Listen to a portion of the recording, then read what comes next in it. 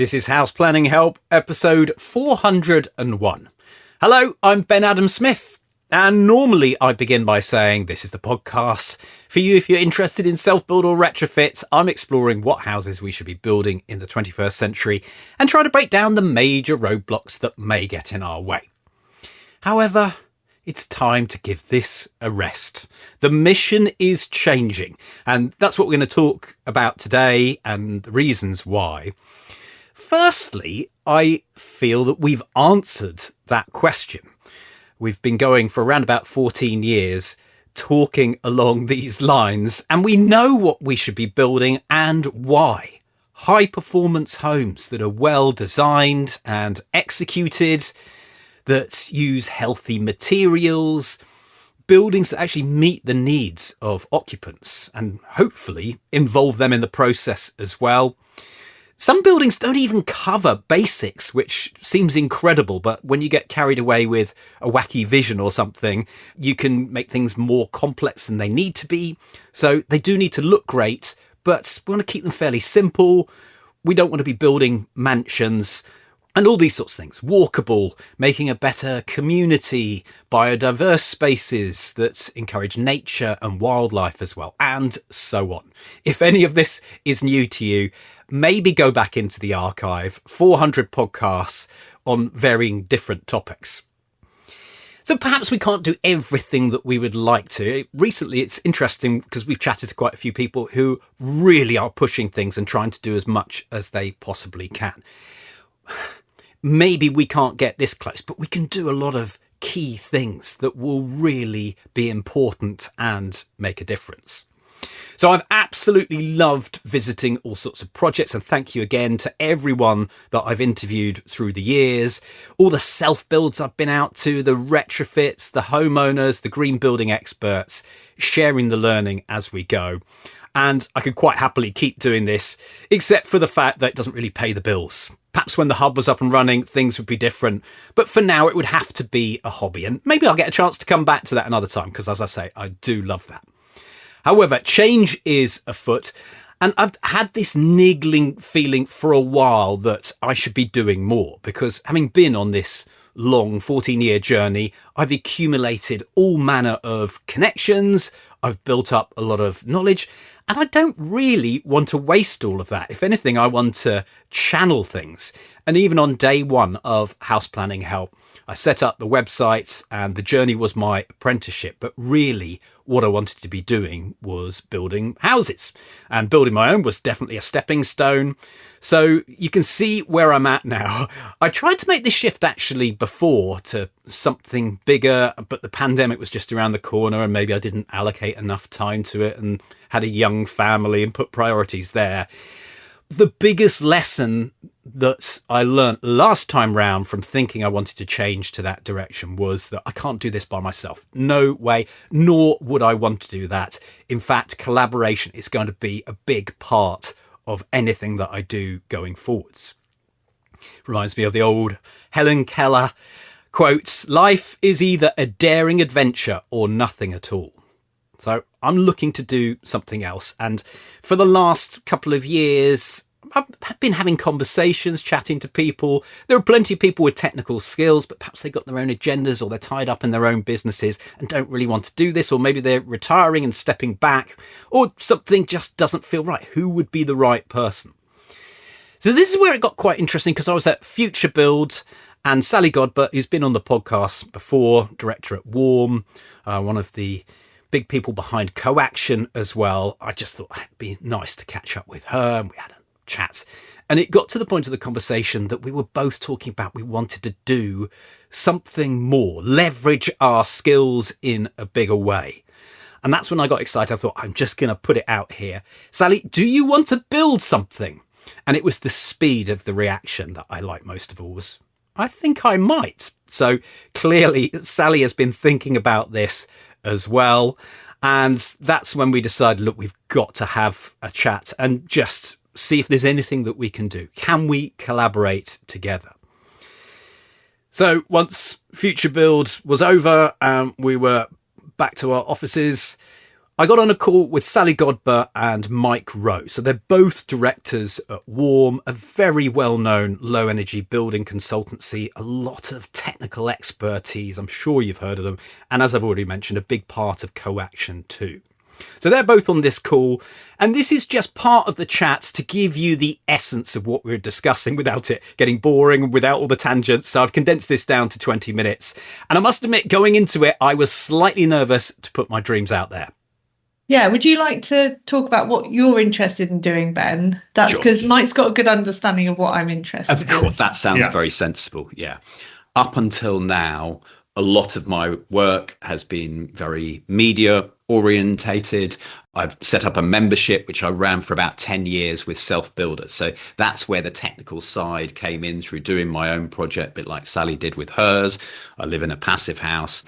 So a lot of the stories that I've told have been about projects that have been finished. And we've done a few as we've gone through as well.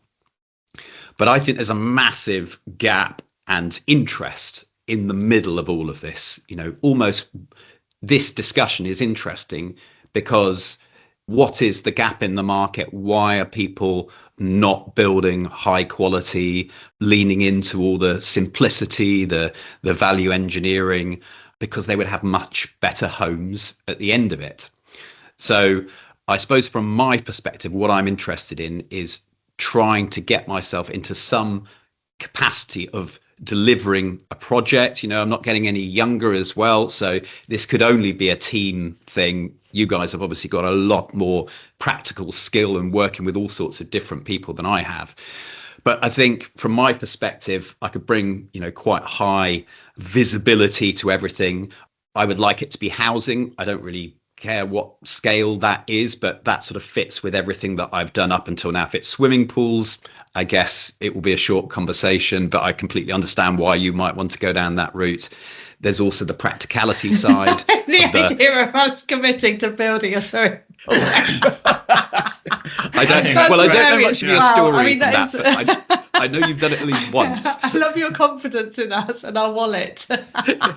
But not just that, you know, I think there are funding options that could be, you know, that I'd like to get involved with, either crowdsourcing. You know, I think the time is right, particularly we both live in passive houses. Have you done a retrofit, Mike? Yes. Yeah. So look, we've all embraced it, haven't we? For a reason. We all know it works.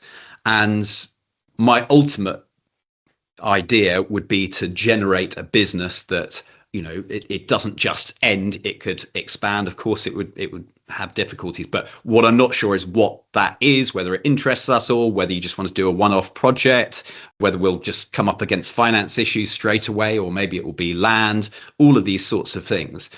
There's also, I know you talked, Sally, about, you know, slightly bigger scale project, which I'm totally open to, but there's no shame in starting with something smaller just to test the idea and things like that. That's all I would say on that point. Yeah, and a lot of what I can do is sort of the research side. You're welcome to be involved, but it might be a waste of your time because you'll be able to listen back, or you'll be able to throw questions that are important into what I do. So if it's financing, if it's going to meet other development companies, I was filming yesterday with a development company. I thought, oh, this is interesting. We're filming with the interior designer. Why have you got an interior designer on your books? You know, all of this sort of thing. So it's not saying that the content going forwards, I see, regardless of what happens today, it's probably changing to more of how would you structure this? What are the challenges of making something happen? What I don't know is, am I trying to do a development? Am I trying to be a builder? Am I trying to be an architect? All of these sorts of things. So I think that's the main thoughts from my perspective, and then how we bring that all together. That sounds amazing. I think you need to stop being so apologetic about your experience, though, Ben, because the research and conversations that you've had over the years and the contacts you've made are really fantastic. And there's kind of a bit of it, which is, this is actually we've got this for Coaction, we've got the start of, we've just done this course for clients. the problems are not just about technical issues or cost. And I think this is where, like, your experience and those conversations and those link ups with other people is really, I think there's some great resources there and some great experiences that can kind of feed into this. So over the last kind of year or so, we've been slowly looking at what else could we do, mainly because of a lot of our kind of core activities are becoming, as we talked about, like there's a huge amount of competition for things which we had historically were not our favourite things even to do, but they were like the things that was kind of that was our base load. And we don't do well out of those really competitive tenders and things like that. And we don't want to do projects where you have to be really careful about how the spend on everything. We want to do things because we think have enough capacity to do a good job of it and everything else. So there's kind of a bit of it where and also just realizing that it's a fairly crowded market. And so kind of saying, well, what else? So we've been looking at other things that we could do and just talking to people generally about various different bits of the market in both retrofit and new build. And I think housing is something which is so essential and has such a big impact on people.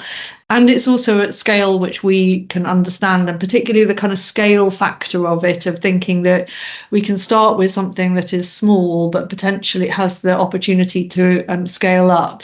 There's lots there, and the range of financing options that we have as well. In comparison to other building types, they're just, there's like a system set up for it. So there's lots which is really positive, and particularly thinking about our impact and wanting to do things which are actually kind of meaningful.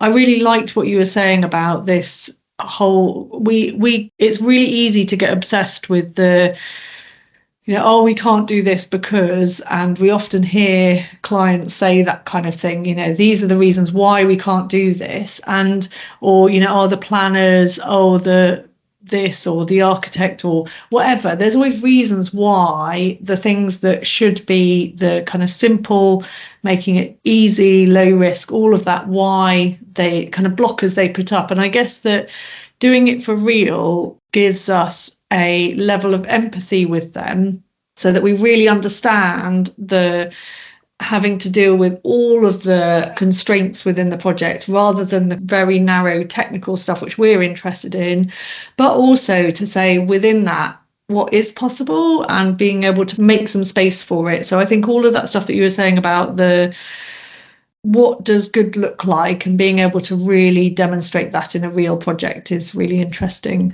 We kind of talked about some of the experiences we've had. So we've had some good conversations to date, and there also is some of them are a bit depressing, and some of them there's some quite positive stuff coming out, and that's kind of rumbling on. Retrofit would be something that would be really interesting to us, and I know that's not something that's particularly on your agenda. No, it is on my agenda, but I suppose my perspective was the starting point, that if you do something like this, new build is just simpler. And it was really interesting when they had that documentary on the TV, jump straight to retrofit. And I think before you go into the challenges of retrofit, you need to do new build. That was my point, but I'm also open to retrofit.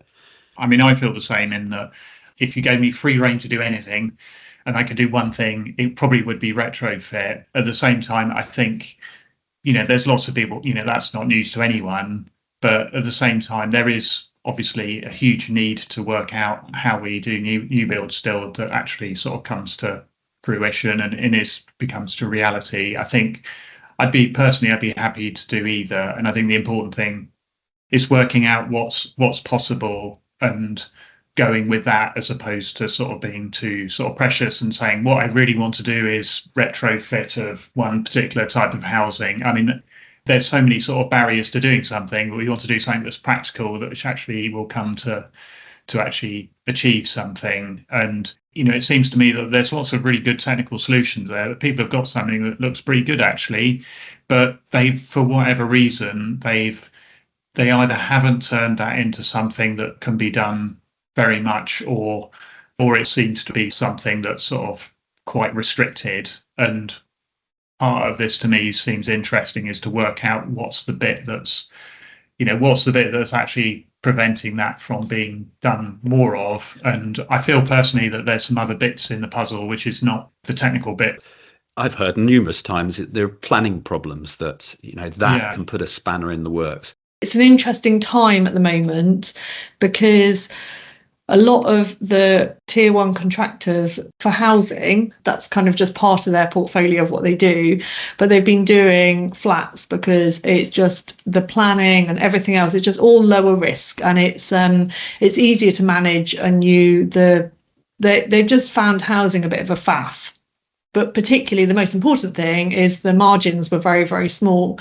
But because of the difficulty of getting projects through Gateway 2, and particularly the length of time it's taking, so this is the new requirements to do with fire for mid and high rise buildings, they're looking again at low rise housing in a more favourable way, or they have the work on their books, but it's not coming through because of the Gateway 2 stuff. Low-rise housing, I mean, is it actually riskier from what you're saying? I think it's just... Is it something to avoid? It would be something that I would immediately hone in on. I think that it's where... I think because of the technical part of it, because it would suit our skill set best, because there is so much in mid and high rise that is about particularly about fire, but about other things where you need an awful lot of technical experts, which I don't think you need for low rise. It also, I would really like us to be building something out of timber, and I think that isn't really an option for those other things unless you're a real specialist. So I think that we just need to be aware that the reason why the tier ones aren't interested in building low-rise housing is because the margins are very, very tight.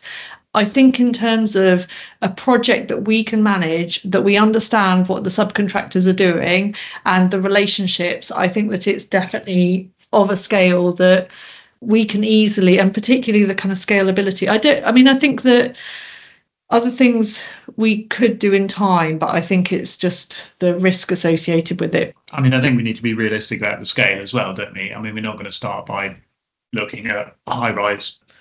We need to be sort of realistic.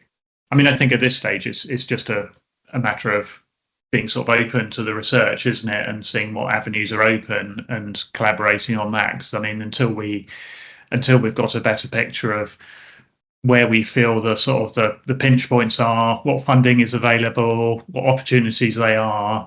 I think when we've gathered that information, we're in a position to start thinking through how, what's possible for us together to do, isn't it? One of the things we don't want to do, I think, is try to learn how to be experts in planning or whatever else we see as a blocker. To have something that works, what we actually want to do is have a really strong group of people who are sort of experts in the areas that other people have struggled with. So we're not, as much as I agree with you that doing research is definitely an important sort of step in this. At the same time, if we try to learn a skill to become to do everything, then that is also I agree. All I'm thinking is of the story side of it. That yes. What is the point if we can hire a planning consultant or whatever to do something, or if someone that already has a strength in that area? But understanding that barrier, I think, is quite interesting. Oh, completely. Yeah. I so wasn't suggesting we just want to employ someone to do it, but at the same time, we don't want to. I guess we want to have a group that's able to collaboratively try to work through the issues is useful, isn't it? I think that we would want, and it would be interesting also to think about how the connections we have, whether it's clients or particularly like local authorities or any of those organisations where they have an interest in saying, what would this look like if we were the developer for you? Also, this whole thing of like what it is that we're developing, who's it for, and what do we do with these buildings afterwards, I think is a really interesting one, and kind of particularly for us to have a sustainable business at the end of it, or something that is not that we don't just like spank a load of money, I think is because we're going to get loads of learning out of this, but we do want it to be something which is sustainable and that we're able to kind of go on and do phase 2 or whatever it is. We talked a little bit about where this might happen, and we talked about that ideally we really need someone that is part of our core team who is close to the site, and that might not be you and it might not be us, but it needs to be the core team so that they can all of that, just trying to do things over the phone or kind of via video call and stuff like that. It's just not, we just need someone that's able to say, actually, we need to stop and rethink this or whatever it is. We need that kind of regular input. And I think that where it is will determine what we're building. Between you and us, there's a lot. What will hold this together is that we've got a lot of common values, and we really care about our friendship and everything else. Yes, so I agree. For me, and, I don't think there's not. Well, I hope there isn't a bad outcome. Even if this went absolutely nowhere, or I suppose one important thing for me, is that if I'm getting involved in this. And I don't know what you're thinking about, an entity of how it might work or whatever, but I'd want something like the protection of a limited company. If it was going to be something new, obviously we can talk about how that might work. But, I've built up all the family stuff, got stable, got all retirement things, more or less in shape. And, I have got some money to invest. A lot of it's tied up, which is quite annoying, because I bought some property with the idea of, that will be useful to hold on to that property until I can build my passive house rental property. And it's very difficult to pull the money out now. I don't think I appreciated how difficult it is, but I can certainly have that as an idea. Well, Ben, I think that in this phase now, we'll just keep it. It'll all be fairly loose, but there is this, the thing that we're agreeing to is that there's the kind of common values, and we're doing this as a collective thing, and we might each go off and have separate conversations, but ultimately we're going to share the kind of findings of all of that together. I think that once we get into a point where we're like, we've got an idea of where this is going and what the next bit. Yeah.